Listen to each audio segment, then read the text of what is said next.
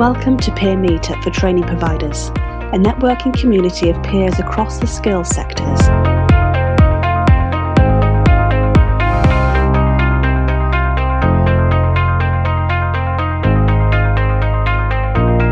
First of all, my name is Richard Nwanze.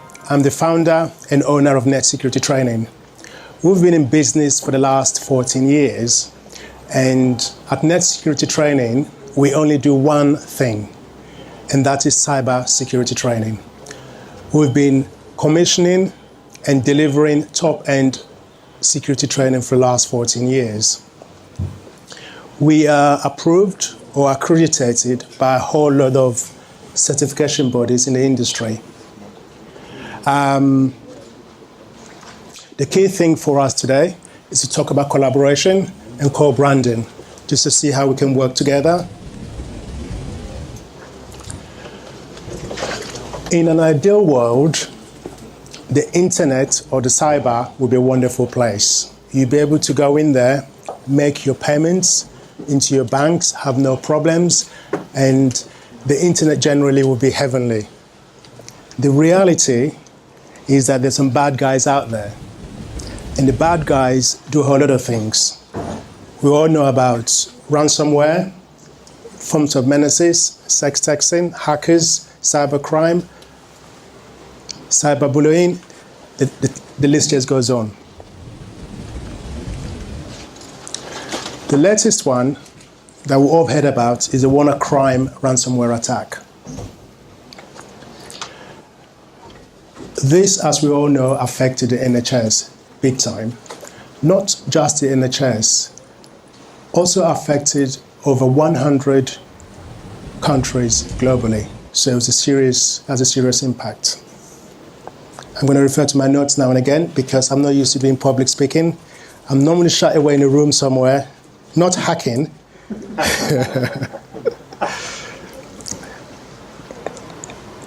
Yeah, so the impact on the NHS is that it's quite serious. To be serious about this, it resulted in doctors having to go back to pen and paper as opposed to being on a computer to do work, which is quite primitive. It resulted in A&E departments closing down. We don't know how many fatalities there were, but it's a serious impact. And that's the NHS. It also resulted in a whole lot of companies losing contracts, the maintenance contract work they had. If I'm a business and I'm not giving you a support contract to look after me, and guess what? I've been vandalized by that guy. The first thing I want to do on a Monday morning is cancel your contract.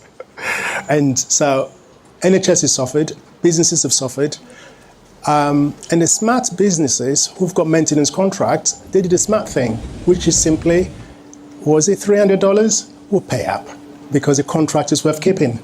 So a whole lot of companies just simply paid up and moved on. Now, I'm going to take a stage further and say that cybersecurity is a must-have. It is a must-have. It's not a nice-to-have, it is a must-have. Because the upside about the attack is that people are now beginning to realize that there is a big difference between the spend on information technology, which is IT, as opposed to the spend on cybersecurity. So cybersecurity is not IT, it's two different things. So that realization is making people think seriously about what cybersecurity is. When most people talk about cybersecurity, they believe that once they've got the antivirus and they've got a firewall in place, that is end of cybersecurity. So antivirus, firewall, happy days.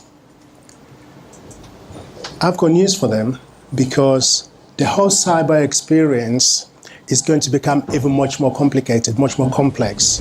Complex because if I get technical, just fall asleep. I'm not going to get technical.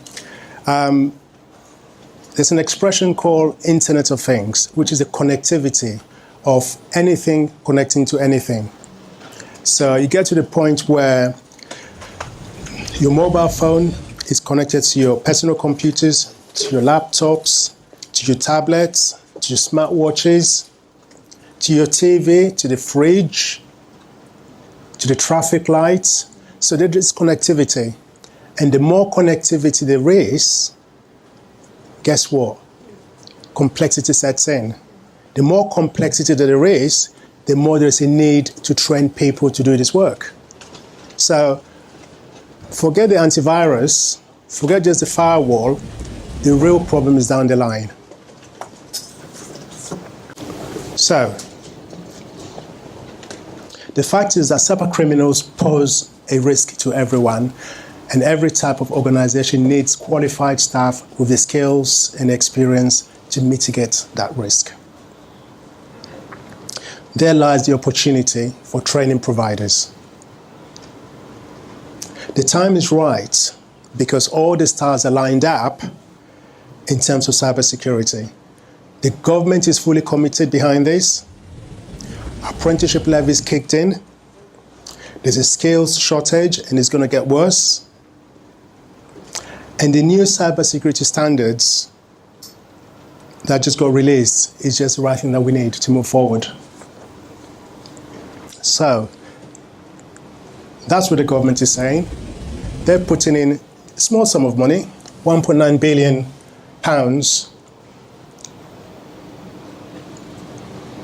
growth and development of cybersecurity in the UK. So the government is serious. We all know about the levy. I won't talk about it. That will certainly get you off to sleep. It's a skills shortage, obviously. And the prediction is that we need about 1.5 million cybersecurity specialists by 2020. 2020 is only 2 or 3 years away. So the shortage is clear. Also, interestingly, that statistics there says that 50% of all businesses have reported a cyber breach in the last 12 months. I take an issue with those numbers, 50%.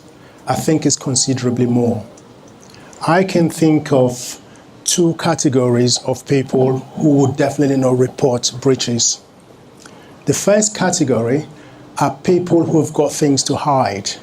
When I say to hide, they don't want to publicize it.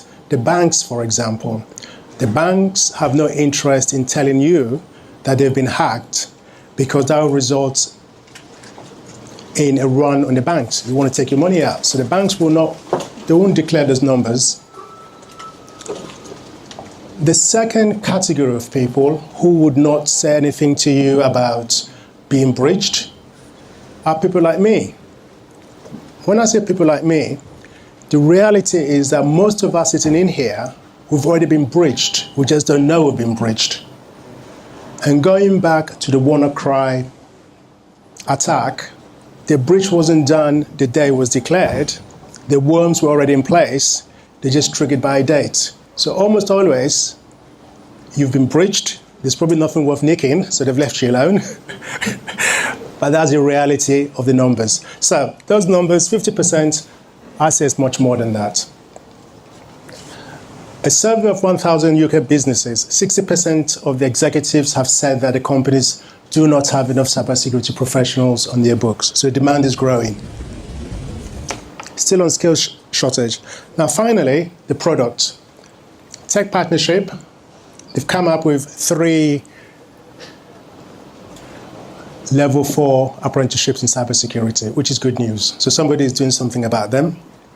Also, a degree apprenticeship is due out soon. So those are the 4 apprenticeship standards for cybersecurity. That one is due out in September. We at Net Security have got all of those written up, ready to go.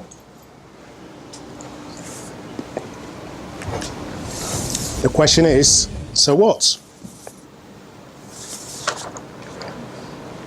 We've talked about the problems, i.e. the menace.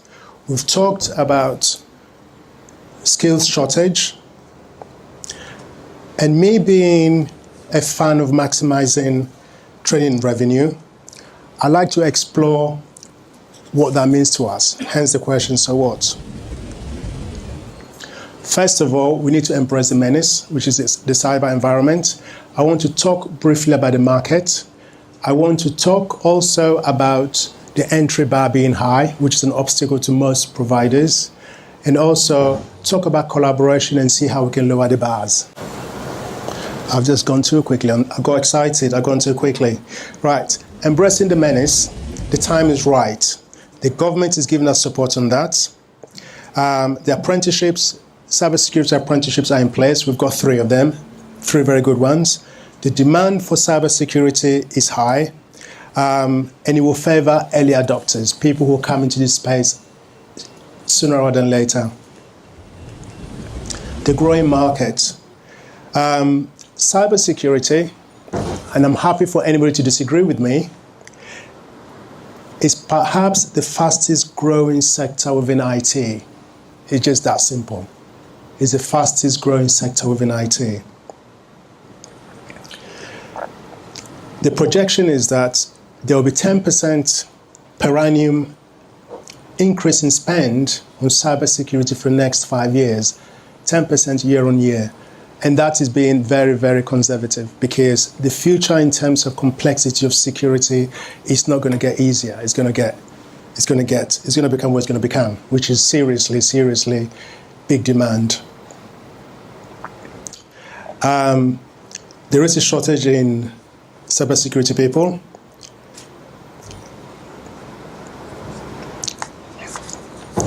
So, moving on to why it is a high bar for most training providers to come into this space. We've already said there's a skills shortage. Typically, it will take a training provider maybe 6 months, assuming the trainees know exactly what it is they're delivering. You take them 6 months to write the curriculum for the course. Training providers generally, their staff do not have cybersecurity experience, so it's hard for them to write the courseware.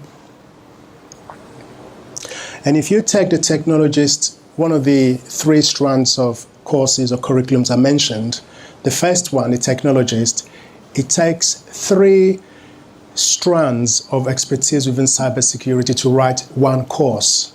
And typically, a cybersecurity individual will be paid about £50,000 per annum. So if you had to bring in that expertise to write a courseware, it's just too expensive. And that's what some of the issues, one of the reasons why it's hard to come into this space. So, I think the way forward is collaboration. We've got to work together in different forms, in different models. We are Net Security, and this is not a sales pitch, but it is a sales pitch. Okay. The options are there. We've developed the slides already, the curriculum. We've got experienced instructors, and we can also provide workplace mentors. So we can package it up for our partners or our collaborators. White label, if they so desire, they could run it at their site, pretend or not declare that it's not provided by them. We will do all the work so long as the numbers tie up. We're not looking at large numbers, so long as the numbers tie up. So we can white label it, that's option 1. The second option is actually to just sell the slides to training providers on a license basis. So that's it. So we'll give you the slides, and you get a freelance instructor to deliver the courses for you. That's one option. And the third option, that's probably worthwhile considering. And I would recommend,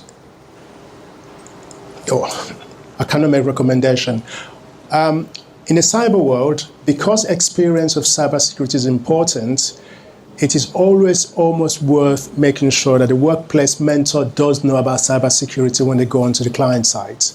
It's no use them going there and not understanding cybersecurity. So the third option really is for us to provide you with a workplace mentor who, of course, is a seasoned professional.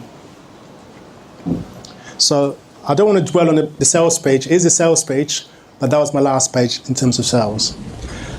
Subcontracting is another way of lowering the bar.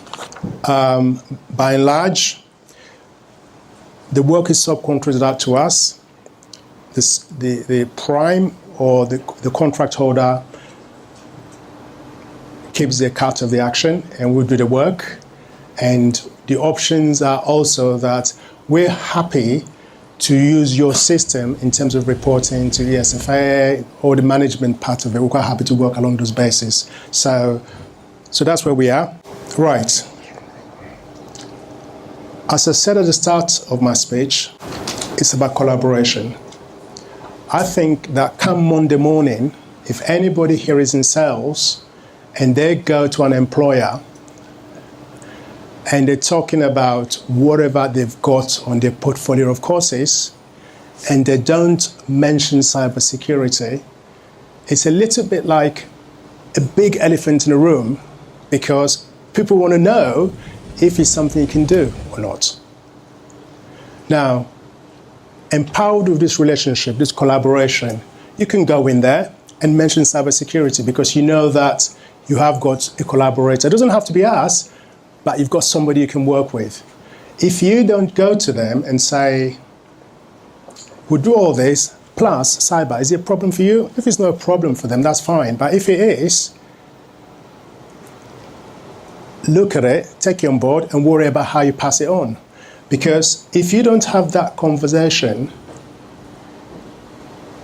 because it's a quiet conversation, the next phone call they're going to make is a different provider who can possibly offer cybersecurity, because you can't. And once you let somebody into your patch, you start to lose more and more of your business.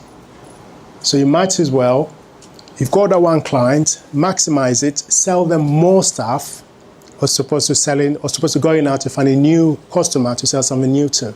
So there should be a punchline there somewhere, and I think it's time. And I hope to get you all on board, and I'm happy to have private and personal conversation with everybody later on. Thank you very much.